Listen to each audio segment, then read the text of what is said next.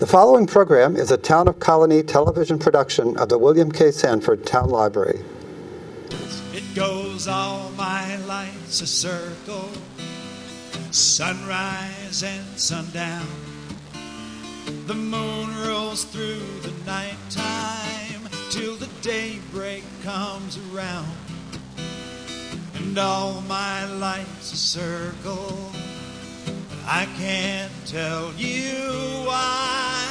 Seasons spinning round again, the years keep rolling by. Good afternoon, or good morning, or good evening. I'm Joe Doolittle, and this is Story by Story. Celebrating the human spirit. I'm Kate Dudding. And we are storytellers. And we're with you once again to talk a little bit about the art of storytelling, storytelling as a method of communication and teaching and learning, and yes, entertaining. Mm-hmm. Yep, we're representatives of a group of storytellers locally called the Story Circle of the Capital District. Yes, and also the Interfaith Story Circle of the Tri-City area. That's right.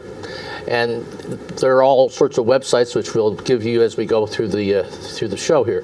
Well, Kate, you know, I'm just feeling very good about the art of storytelling in the Capital District. I've been part of some really interesting programs.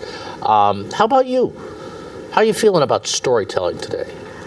I think storytelling is very important. I just read I read about a TED Talk on communication by a professor at Princeton, and his research shows that when someone is telling a story, the brain waves that are happening in the storyteller start happening in the listeners. You mean they get transferred? Yes.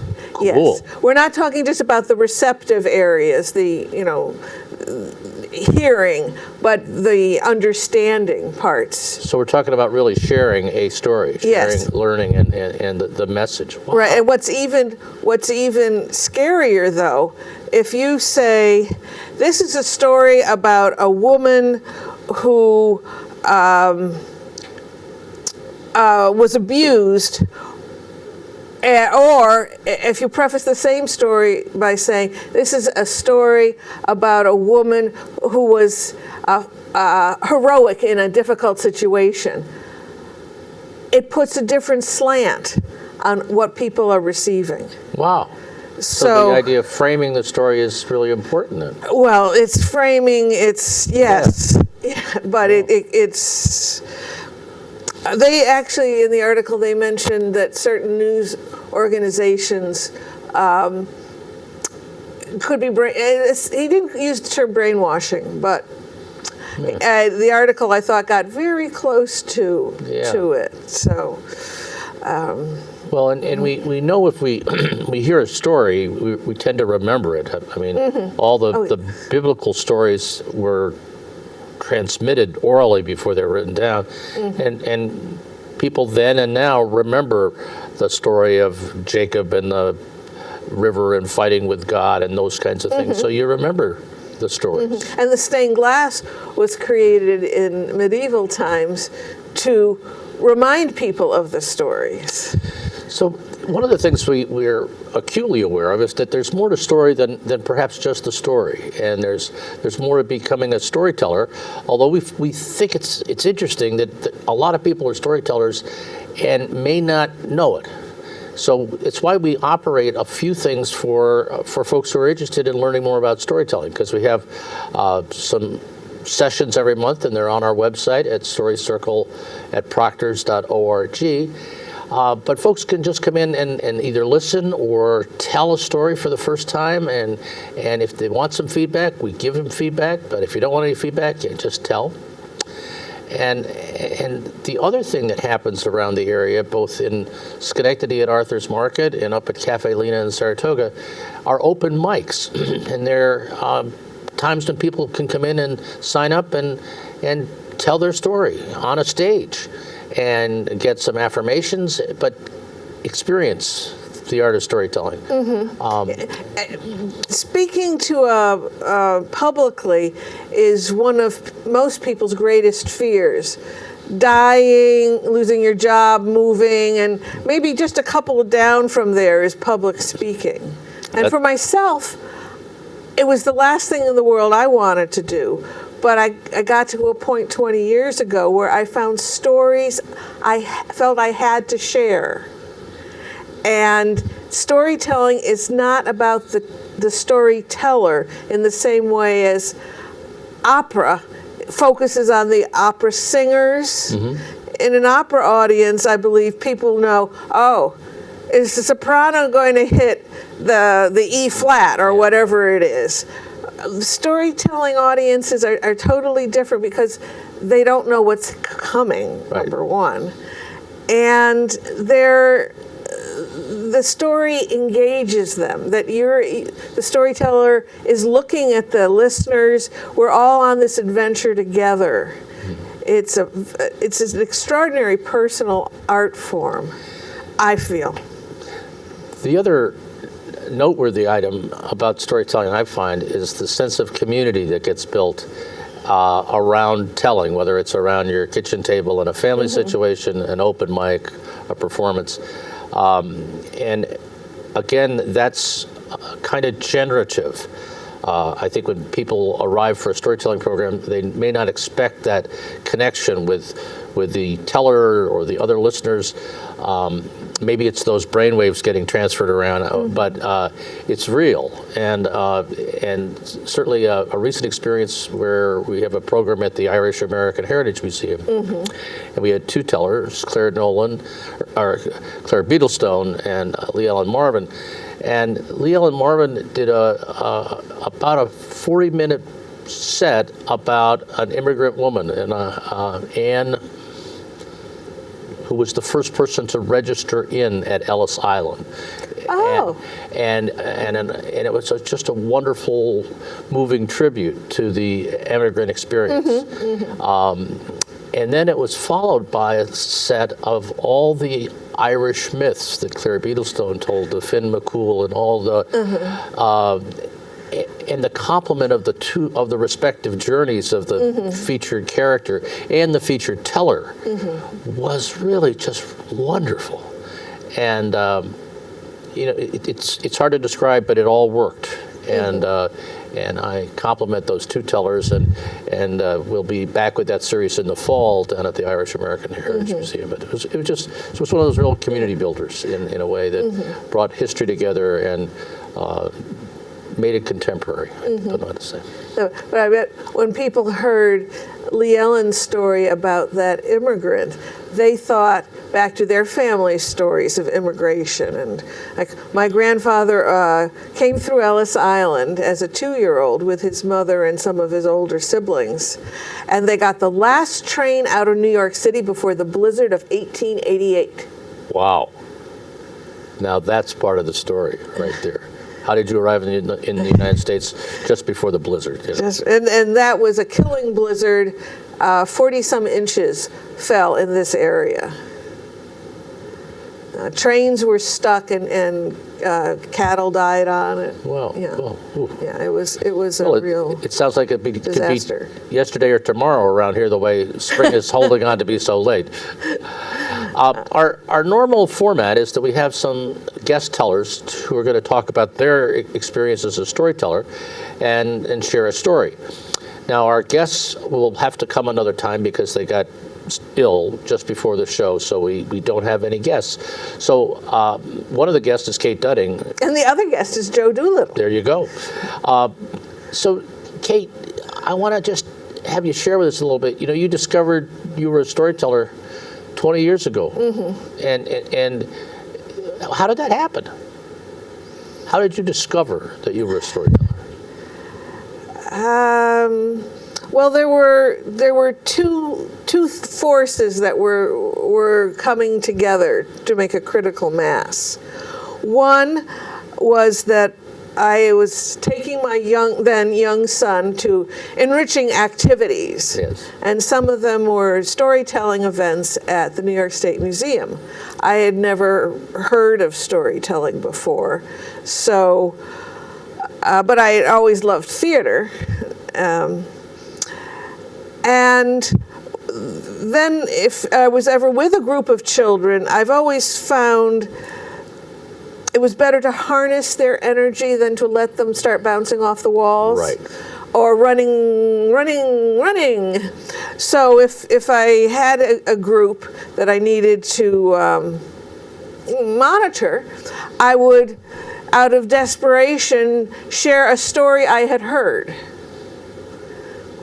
And I did that at when my son was in 4th grade and up at Camp Chinjacook, when each cabin had to do an activity, and I recommended it to my cabin. Well, I know a story about an Iroquois story of Bear bragging about his long bushy tail, because long ago, when animals could still speak, Bear had a great big bushy tail. And I said, all of you can be one of the animals he brags to. And when you'll sit in a line, and I'll come up to you and say, and then Bear saw, and you could say squirrel or robin or whatever, and then we'll just chat, and I'll be saying how much better my tail was than yours, and then I'll go on to the next animal. And they said, sure. And when we did that, the room was quiet. There were 150 people there, 100 of them 4th graders. And I went, this is magical, and I want to be part of it. That was one theme. The other theme was that my parents died when I was in my 30s, and my best friend was killed in an automobile accident when I was 43. This Camp Chinjacook happened when I was 45. And for my son, my father died before he was even born. And I knew that he would only know of them through stories. So this deeply personal need to keep these people in my life, and this experience of magical sharing, all came together. And I asked Lois Hodges, whom I knew through the recorder group, I want to do this. What do I do? And she said, well, Janine Laverty gives wonderful workshops, weekend workshops up in the Adirondacks. You need to get a hold of her. There you go. There you go. Wow. And that's the beginning. That's the beginning. But I always enjoyed learning and then sharing it. And so I remember in 4th grade learning something, and then I was anxious to be up in front of my class and sharing it. Doing presentations for work on my project, it was something I had to do. But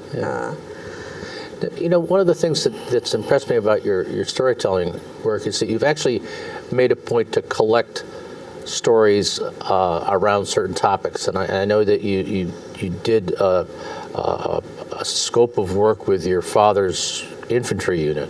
Mm-hmm. And brought his pictures back and really harvested the pictures and let the survivors share some of their stories around those pictures. And you've got a real theme going on, people who've made a difference. Mm-hmm. And you did another one I can remember about women in World War II, where you... Yes, I interviewed 7 people who lived during World War II, 4 veterans, 2 women on the home front, and a fellow who was a kid in Brooklyn, the Bronx. One of those places. Greater New York City.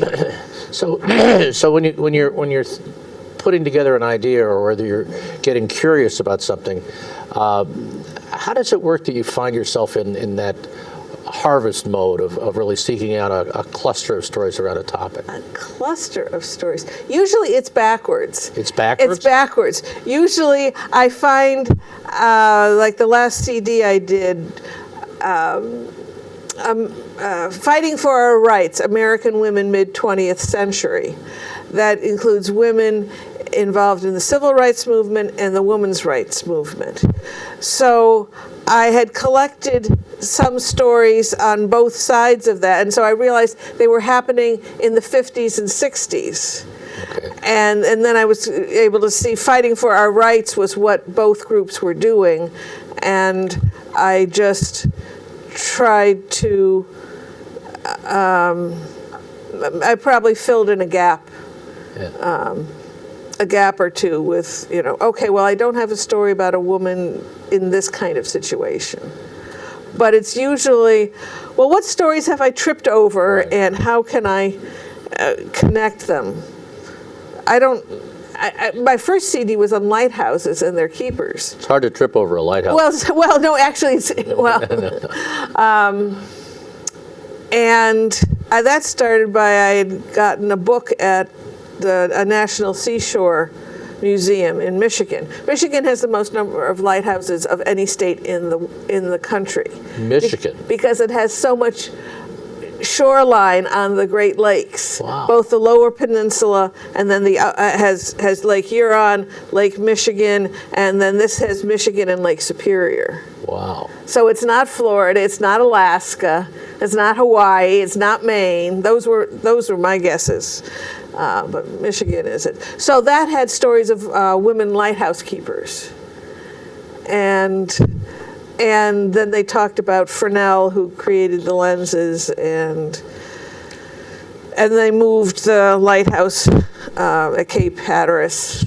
That's right. I remember seeing the pictures of that. Yes. So it's I trip over them. So you collect your stories. And then I notice I have a critical mass. But you collect your stories backwards. I love that line. Yeah, I love that line. Yes, that. Yeah. Now we've talked around story a bit. Do you have a story you'd like to share that we can kind of experience? Yes, indeed I do.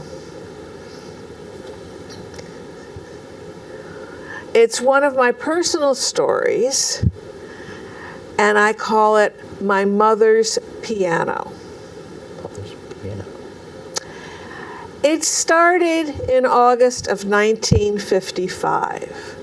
My mother was experiencing hay fever, awful. Her nose was running, her eyes were itching, even though she got allergy shots. She was in a world of her misery. My father came home for lunch every day. He worked half a mile from the house, so my father noticed that she was not a happy camper. He said, "Seal, why don't you go shopping?" Now, I believe he was thinking hat. In 1955, ladies wore hats to church and to special occasions and funeral parlors, and I don't think they wore them to grocery stores. But if you were going into a very nice department store, I think the hat would have, and gloves would have come into mind. My father was thinking hat. My mother, who had grown up with a piano in her house and had taken piano lessons, was thinking the August piano sale at Baldwin Piano Store, that they had a Tanglewood sale every year, that they sold pianos that had been used in the music classes at Tanglewood, not so far from here, and they also sold that current season's models at a discount. And so that's how my mother got her piano. It was a spinet, which is the shortest piano that you can get. So it wasn't a rich sounding piano, but it was a piano. And I liked it because when I started taking piano lessons 3 years later, it didn't say Baldwin on it. It said Acusonic. And the C in Acusonic was right on top of middle C.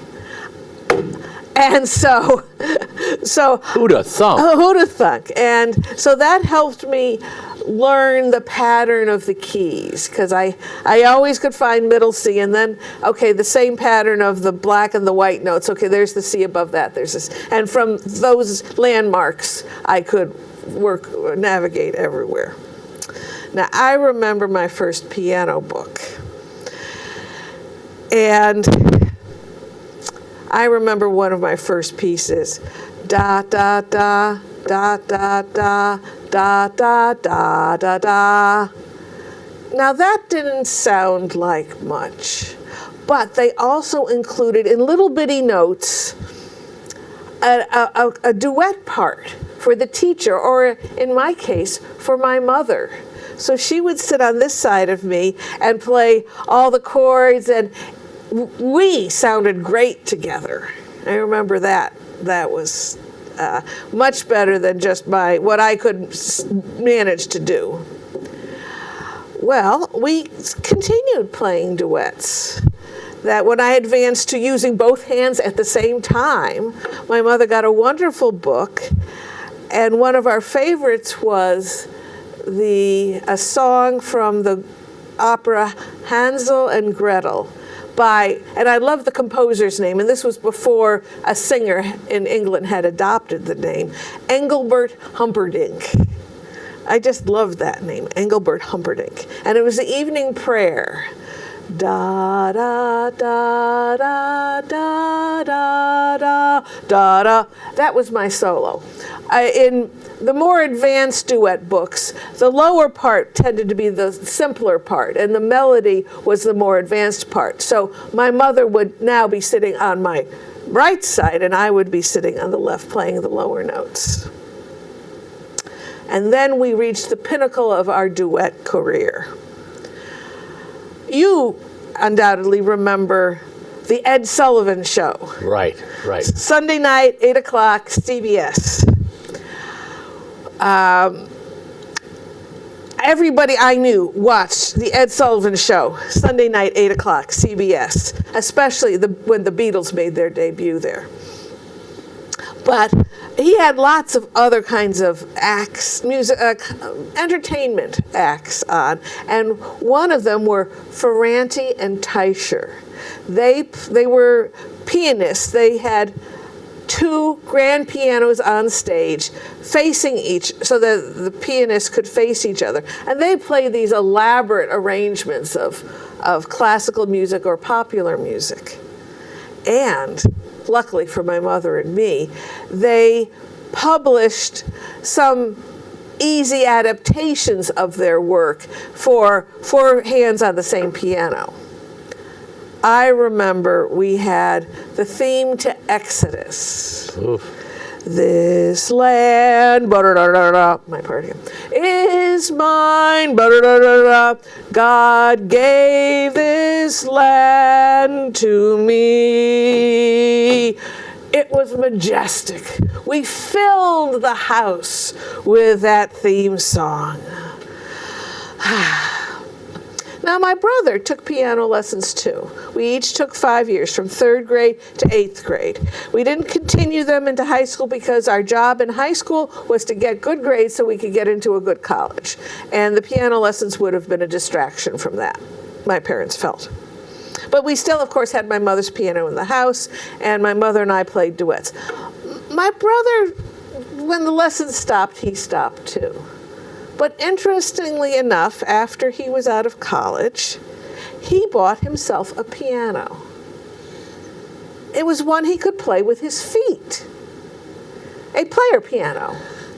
So he wasn't playing with his hands anymore. He didn't have to read the music, but he had this player piano, and it was quite an aerobic activity, I found, especially when, I think it was the William Tell Overture. He had gotten some arrangement, and the piano roll almost looked like lace. There were so many holes in it, and it's the holes that drive the pneumatic mechanism of the player piano.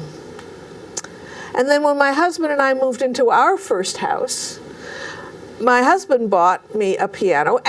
We moved in on Labor Day weekend, and so we were all set for the August sale at the Baldwin. We bought a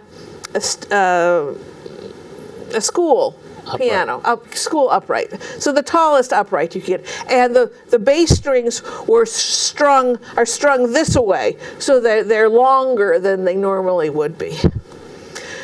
So we had our three pianos. My mother's piano in southern Connecticut, my brother's piano out in Michigan that he played with his feet, and my piano up here in Clifton Park. But then my parents died, and it was time to get rid of the things in the family house. most families go through this experience that the relatives take what they want, and then someone is in charge of selling that which can be sold and giving away, and then paying people to take away the rest. My aunts, who lived near where my parents lived, graciously said that they would handle the selling, giving away, and so forth. So after my brother and I took what we wanted and my aunts took what they wanted, my aunts set out on the mission of emptying the house so it could be sold. My Aunt Mary Lou said, when the movers came to take all the furniture that had been sold to a second-hand dealer, one of the movers said, "Oh, that piano isn't on the list. Are you going to sell the piano?" And my aunt said, "Oh, yes, but I haven't gotten an estimate on it yet." And the man said, "Oh, as soon as you get an estimate, please call me. My daughter loves to play the piano, but all we have right now is an electronic keyboard. Oh, I'm sure she'd love to have that piano. So here, take my number." And he found a piece of paper and he wrote his name and phone number on it and he gave it to my aunt. So a few days later, my aunt got the estimate on what the piano was worth and called the man, and he said, "It's a deal. I'll stop at the bank at noontime today. At 5 o'clock, I'll be off work. I'll bring a truck and a friend, and I'll pay you the cash, and we'll take the piano." And my aunt was surprised, but pleasantly surprised, because this was a large burden to get out of the house. And she said he was right on time. He had the cash. He was smiling. The piano had little bitty wheels. It was a heavy son of a gun, but these were movers, so they had brought the equipment that they needed, and they were able to get it out and down the several steps in the front of the house and into the truck. But the story doesn't end there. My aunt got a phone call that night from that man. And he said, "I wanted to thank you. My daughter loves her piano." And when my aunt told me this story, she said, "I could hear his daughter playing the piano in the background." And she finished a piece, and then she just laughed out of sheer joy. My aunt and I talked about this a little bit. We decided that she indeed had found a good home for my mother's piano. Oh, Kate, it was just wonderful. Just wonderful. I took piano lessons. Anybody out there who was listening probably realized that they've been there. Mm-hmm. Not so much, I didn't play duets with anybody, but just the whole act of expressing yourself mm-hmm. musically in a way that was coherent was a big deal. Mm-hmm. And then to have that relationship with your mother, mm-hmm. and then to have it carry on and hear the laughters of joy in mm-hmm. the background on the phone. What a great story. What a great story. Because we had felt badly that nobody wanted the piano. But, we had ours, and my aunts were at the age where they were getting rid of things, not collecting things. It's certainly not as bulky and awkward as a piano. Now, how did you back into that story? How did I back into that story? I have a story about my mother's hands, right. which you've heard, and it has a little piano part in it. Yep. And when I was telling it one day, I started expanding that, but it really went beyond the scope of the story of my mother's hands, and I realized that's a separate story, all of its own. And so then I realized it started with the duet part. And then I remembered the funny story of go shopping seal, because my mother told that a lot. And then I remembered the good home for it. And the player piano, that was yeah, I was really surprised that he kept it for a number of years. Yeah, fun. And I had heard of it, I had seen it on movies, but I had never done that until he bought his. Well, thank you so much for that. Thank you so much for that. And so personal stories to me are important because, as you said, they're generative. That you remembered something from your background, and I hope other people will recognize that if they've had to take apart a family home, that the possessions are spread out, but they found a good home, and they're appreciated where they are.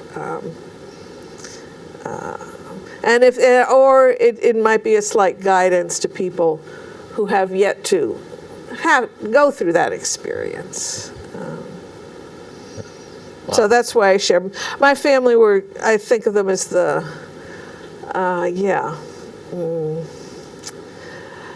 Cleavers of Connecticut. That's why I said Beaver. The Beaver.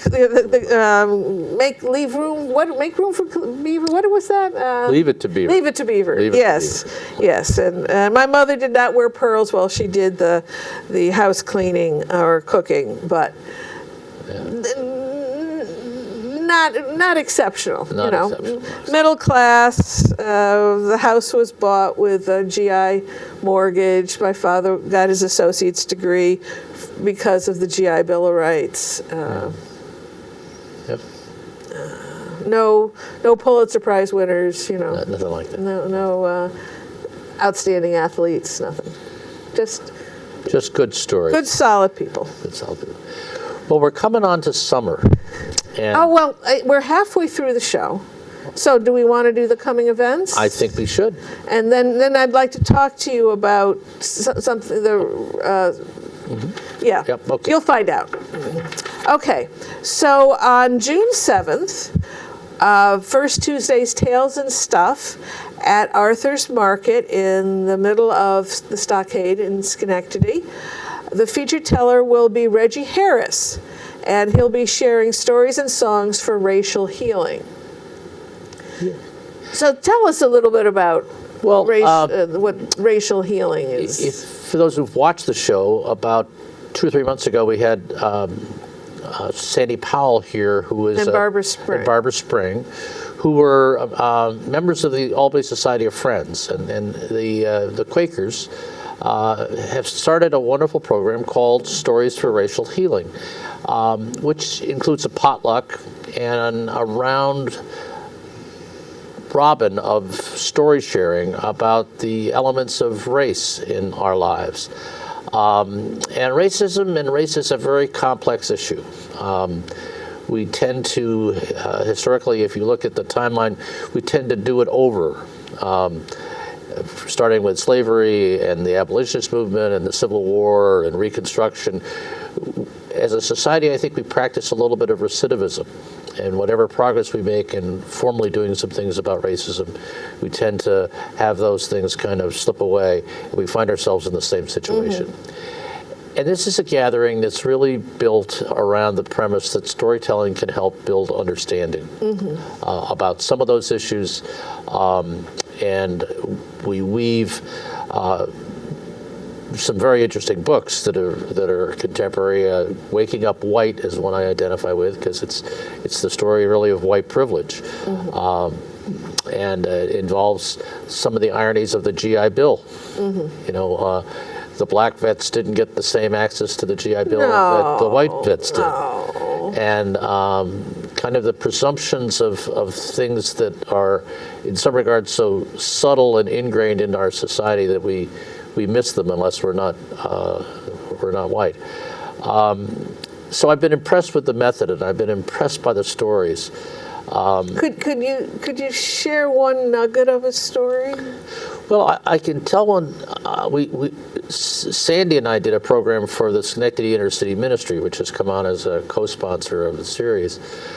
And Sandy told a story of being in the 2nd grade in Baltimore.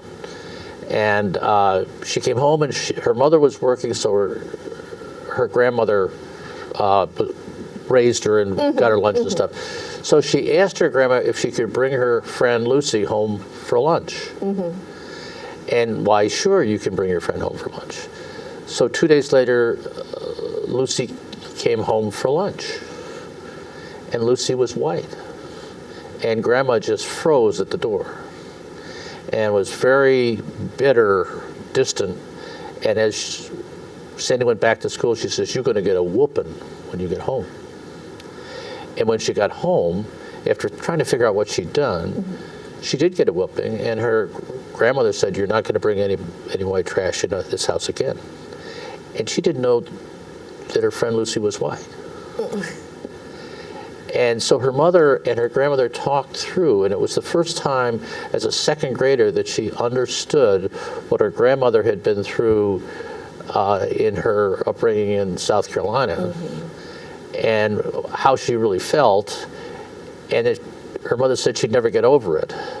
So she had to give her grandmother some space in this issue, yet she'd done the right thing by bringing Lucy home and being Lucy's friend.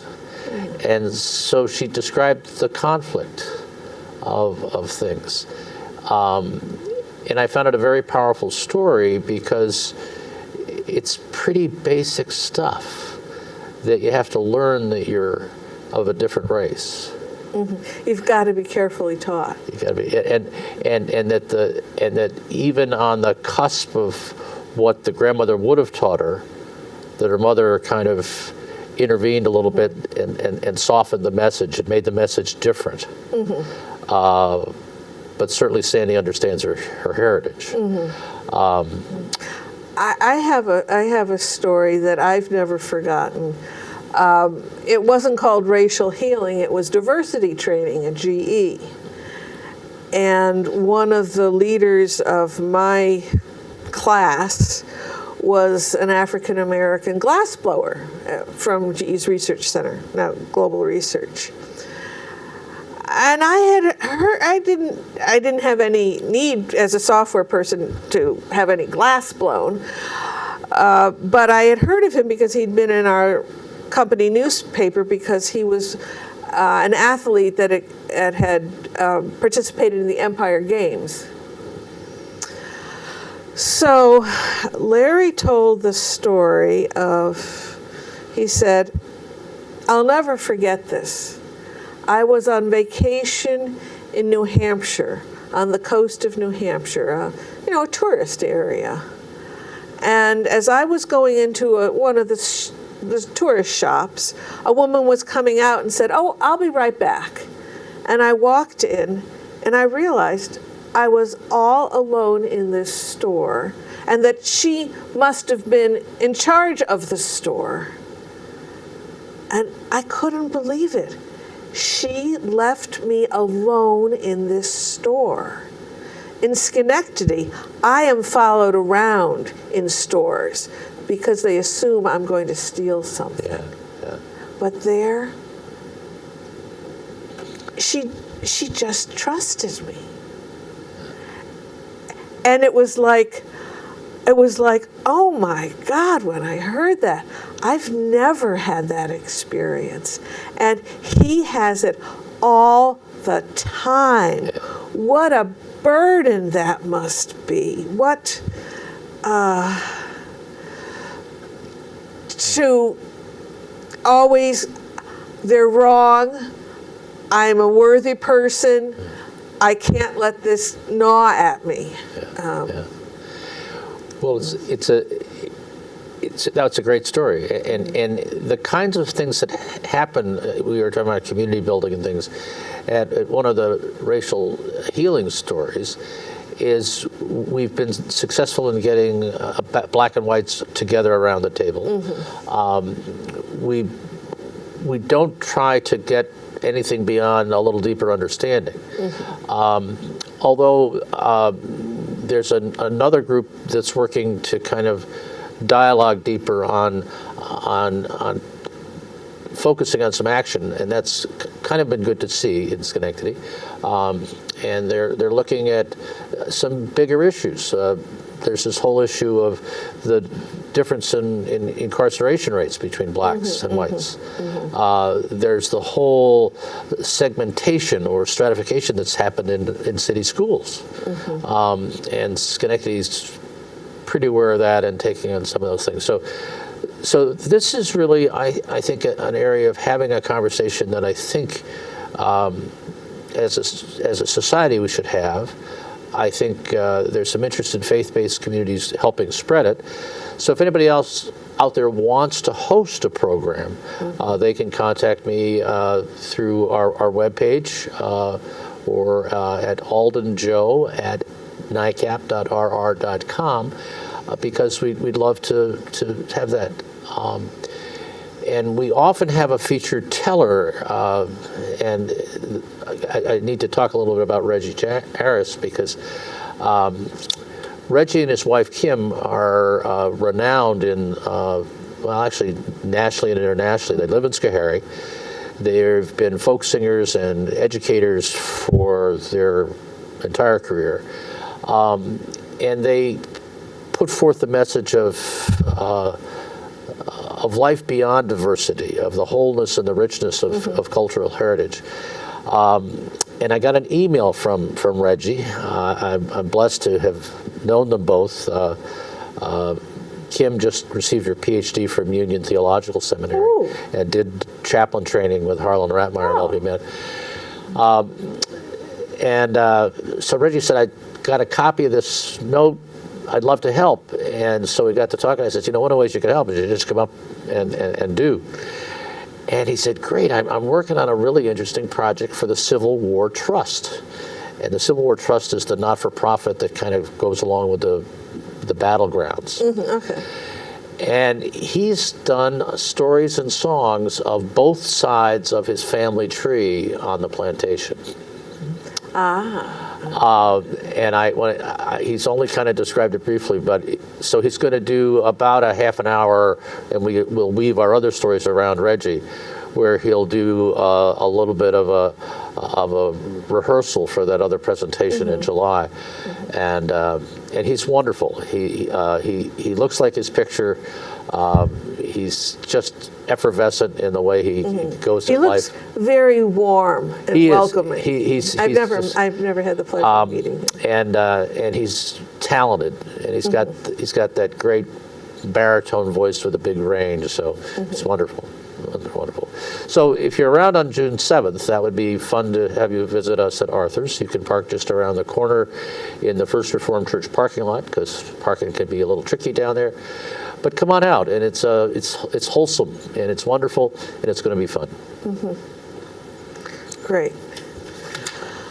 Then, as you mentioned, there's a storytelling open mic up in Saratoga, which is the next night. Right. Because the first Monday in June is followed by the second, first Tuesday in June is followed by the second Wednesday in June, June 7th and June 8th. Wait, how could they be back to back? Oh, right, it's not usual, but we alternate between Wesley Commons, the Wesley community just west of Skidmore campus. It's free when we hold it there.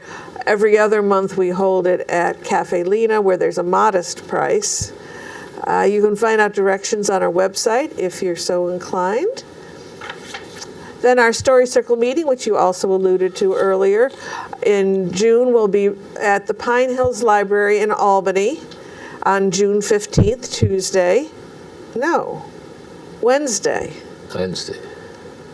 Wednesday, June will be determined. The slide now has it correct.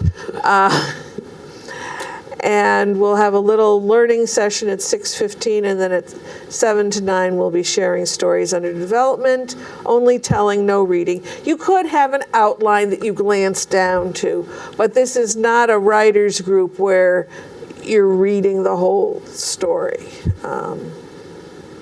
But we welcome listeners.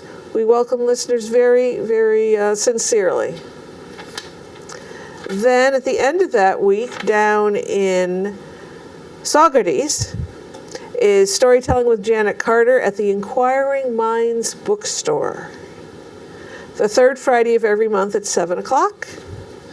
And the Inquiring Minds Bookstore is just a wonderful place to, 1, hang out, 2, listen to stories, and 3, to tell stories. It's just a charming environment, and I commend it to you if you're living down that way where you can easily get to Saugerties.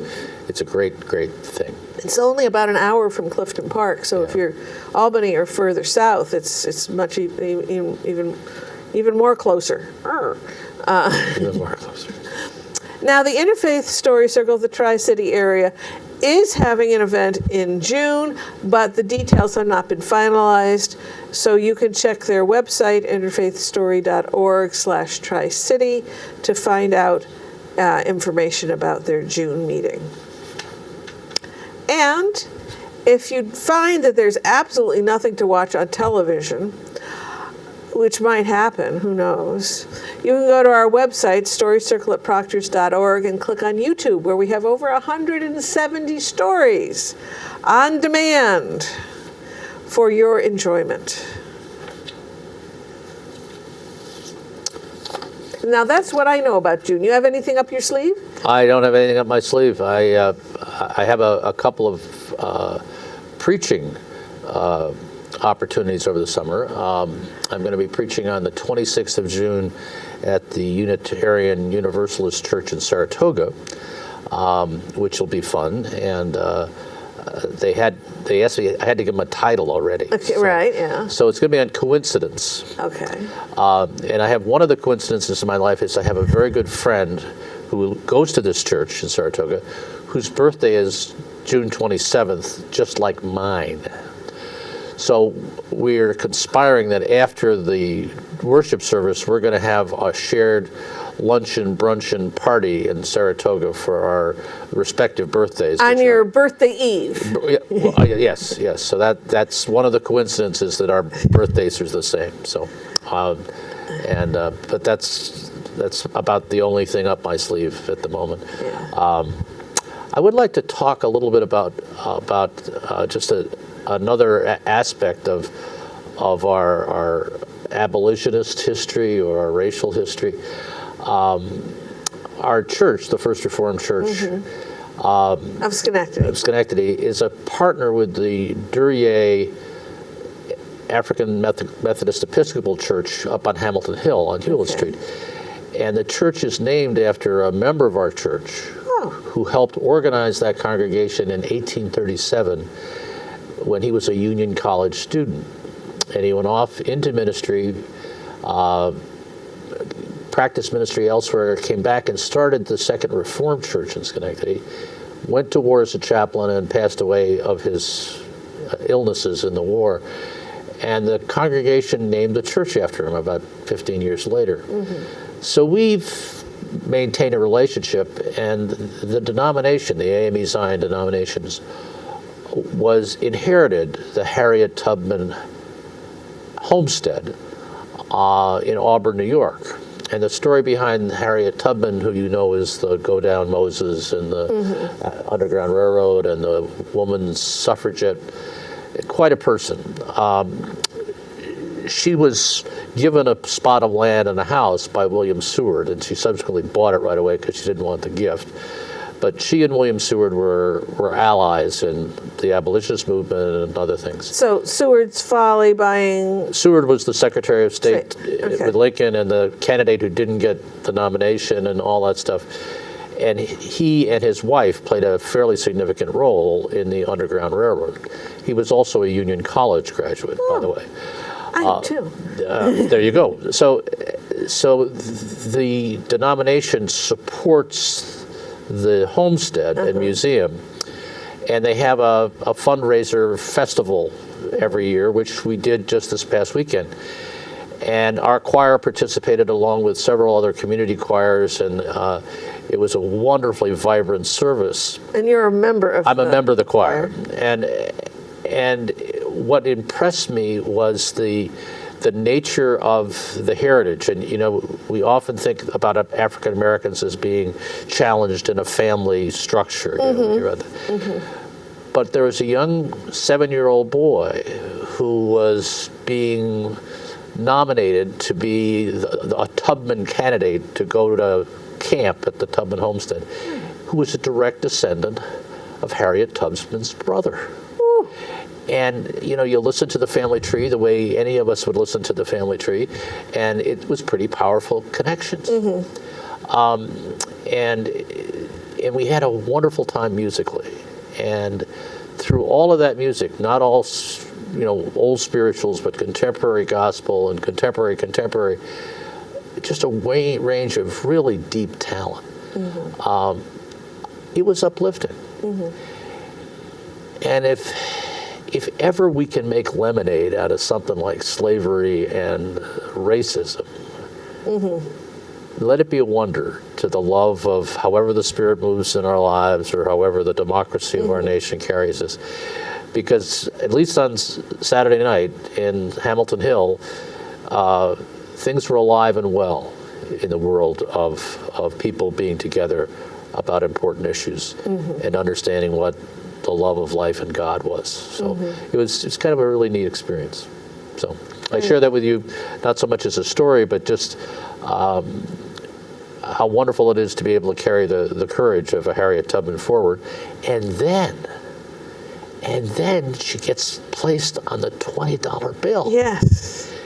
You know, she never ran for office, but she won that online election of being placed on the $20 bill. And I think it's going to be good to have her carried forward as a role model and as a story for this next generation. So we were all pleased with that. Yes, because she's not only a role model for the African American community, obviously she is, but for women, Right. that facing adversity, and she had her missions and she did it. She put her life on the line to do it. Not many of us have to do that. And just anyone facing adversity. I have another little story. Well, it's an adaptation of a story. And my adaptation goes like this. The daughter woke up that summer morning, and she was surprised. She was trying to figure out what was different. She said, it's not hot anymore. When I went to bed, it was so hot, and now it isn't.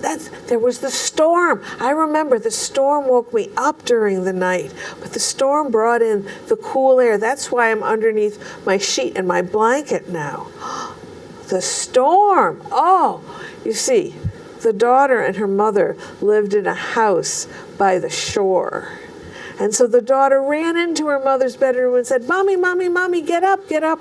We have to go down to the beach to see what the storm brought us."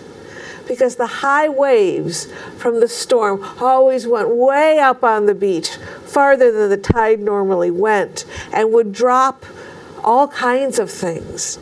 She had on her shelf in her bedroom, stones and pieces of bottles that had been sanded by the sand, and some driftwood. And her mother, on the other hand, opened one eye and then the other and said, "What time is it?" "It's 6 o'clock. It's day." And in the summer, 6 o'clock is day.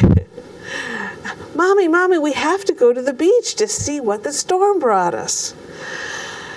And the mother took a deep breath, remembered her excitement as a child going to the beach after a storm, and remembering the shelf in her daughter's bedroom, and said, "Right, let's get up and have a quick breakfast and go right to the beach." And that's what they did. When they got to the beach, her daughter just slipped out of her flip-flops and said, I'll be catch up when you can, Mom," and ran up and over the sand dune and down. And the mother picked up the flip-flops and was knocking the sand out of them before she put them in her tote bag, when her daughter said, "Mommy, Mommy." And her mother just dropped everything and ran over the sand dune and said, "Look, Mommy, look."